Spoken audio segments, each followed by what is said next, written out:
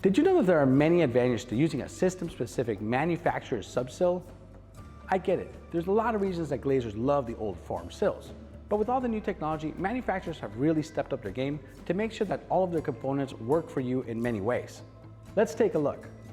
As you can see here, I have a typical third-party subsill and one that has been designed and meant for a system. In this case, it's the Tubelite's 14,000 system. Let's talk about the advantages of each one of these sills. We'll start with the form sill. Mainly there are two advantages. Number one is that it's very cost effective. So in a world where all of the pennies count, these can really add up.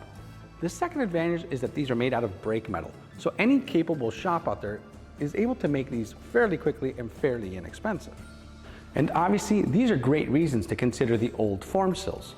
But there are better reasons to use a system-specific sill. First of all of the components are made to fit like a glove.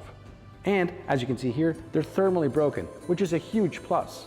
They're also engineered to be structural components that hold the whole system together. One of the biggest advantages is that after you fasten and seal the extruded subsill, the lip of the subsill holds the system together.